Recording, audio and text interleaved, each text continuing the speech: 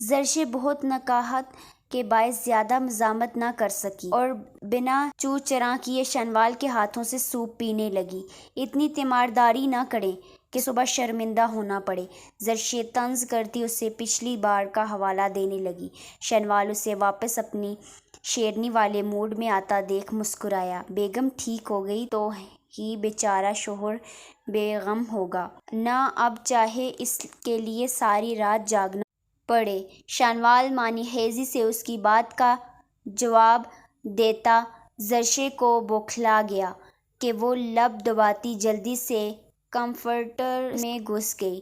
شنوال کا اس کے چھپنے پر بے ساختہ کہکہ بلند ہوا۔ سانول ناراض سا اسے دیکھ رہا تھا جو جانے کے لیے تیار تھی۔ نینا کو اس کا پھولا منہ دیکھ بہت ہنسی آئی، پر وہ سچویشن دیکھ کر ضبط کر گئی۔ دل تو اس کا اپنا بھی نہیں تھا جانے کا، پر کیا کرتی، جانا بھی ضروری تھا۔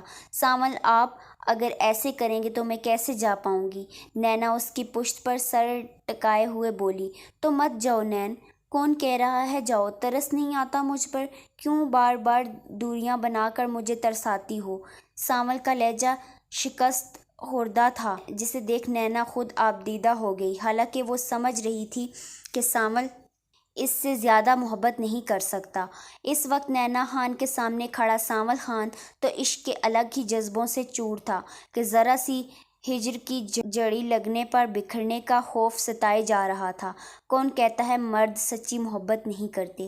مرد اگر چاہنے والا ہو تو عورت کو اپنے عشق میں پاگل کر دیتا ہے، اگر دونوں کا عشق مکمل ہو جائے تو جنون کی شکل اختیار کر لیتا ہے۔ ایسا ہی تھا نینا خان کا عشق اور سانول خان کا جنون، جس کے آگے سب بے معنی تھا۔ سانول اسے اپنے سامنے کرتا، اس کے نقوش پر اپنی شدت لٹا رہا تھا۔ نینا کا کم سن سراپا اس کی دیکھتی سانسوں پر تنگ پڑنے لگا۔ نینا کو لگا اب اگر وہ نہ گئی تو سانول اسے کبھی نہیں جانے دے گا۔ نینا اسے کانپتے لبوں سے کچھ بولنا چاہا پر اس سے پہلے ہی سانول خان کا بھاری مضبوط ہاتھ اس کے لبوں پر آ ٹھہرا کہ نینا اف بھی نہ کر سکی۔ نینا کو اپنا کندھا بھیگتا ہوا محسوس ہوا۔ نینا کی آنکھیں بٹی رہ گئیں۔ کیا سانول خان اس سے اس قدر چاہتا تھا کہ اس کے آنسوؤں کا سیال نینا کی گردن میں جذب ہوتا؟ ان کے ہی رازوں سے پردہ اٹھا رہا تھا۔ عجب دیوانہ تھا، ذرا سی دوری پر محبوب کی آغوش سے آ لپٹا تھا۔ یہی تو جائے پناہ تھی۔ ہر درد کی دوا ہوتا ہے من پسند شخص۔ نینا خان نے بے ساختہ اپنی کمزور باہوں کا حصار سختی سے سانول خان کے گرد ڈالا۔ دل کی دھڑکنوں کو سرگوشیاں جاری تھیں۔ دونوں میں ایک لفظ کا بھی تبادلہ نہیں ہوا تھا، نہ ہی ایک دوسرے سے الگ ہوئے تھے۔ دل اپنی شکایات خود سنا رہے تھے، دھڑکنوں کے رقص پر ستائے گنگا رہے تھے۔ ایک دوسرے کی چاہت میں گم دو وجود ارد گرد سے بیگانہ اپنے ایسے طلسم میں قید تھے جسے عام انسان تو دیوانہ کہے، پر وہ تو تھے ہی دیوانے۔ ایک دوسرے کے عشق کے باسی تھے جن کی چاہت کا کوئی مدار نہ تھا۔ ہائے کیسے ہو کلہم؟ ایک خوبصورت سی لڑکی چلتی ہوئی کلہم کے قریب آئی اور بے باک انداز میں اس کے گالوں پہ انگلیاں چلاتے ہوئے بولی، don't be over smart baby, I am the king. کلہم اس کا اپنے چہرے پر گردش کرتا ہاتھ پیچھے کمر سے لگاتا ہوا پھنکارا تھا۔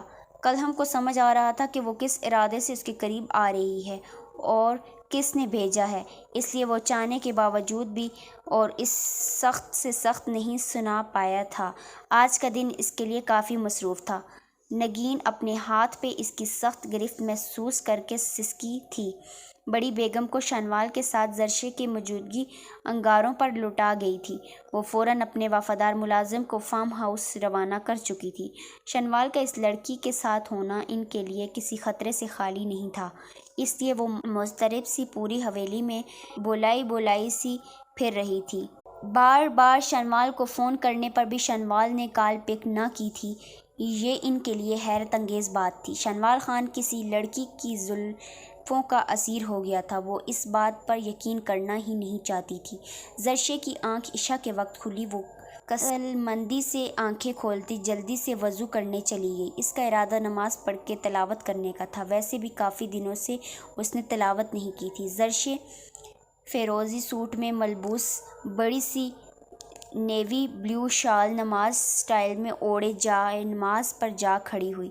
آنکھوں سے بے ساختہ آنسوؤں کا جھرنا بہنا شروع ہوئے۔ اس کا پورا چہرہ آنسوؤں سے تر تھا۔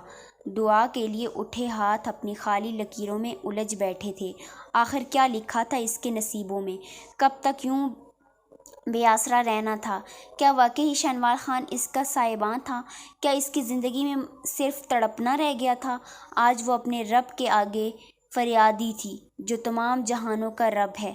سب کچھ بدل رہا تھا۔ شنوال خان بھی اس کی محبت بھری سرگوشیاں زرشے کو پل بھر کی خوشی دے کر اذیتوں کے تپتے صحرا میں لا چھوڑتی تھی۔ مضبوط بننے کے چکر میں وہ کمزور ہوتی جا رہی تھی۔ خوشیاں تو مانو کہیں دور جا سوئی تھیں۔ کتنے ماہ ہو گئے تھے اپنے بھائی ماں باپ سب کو دیکھے، ایک سونے کے پنجرہ تھا زرشِ خاقان باندھی۔ وہ اپنے رب سے حال دل بیان کر کے اٹھی اور قرآن پاک کی تلاوت کرنے لگی۔ بار بار آنکھیں نم ہو رہی تھیں، پر روح شاید ہر پرسکون ہوتی جا رہی تھی۔ زرشے نے تلاوت کے بعد عقیدت سے قرآن پاک کو چومتے سینے سے لگایا۔ ایک پرسکون لہر اسے اپنے اندر تک اترتی محسوس ہوئی۔ رب سے بہتر اس کی مخلوق کو کون جان سکتا ہے؟ انسان کا سکون اللہ کے ذکر میں پوشیدہ ہے۔ یہی سکون آج بے چین سے زرشے کو ملا تھا۔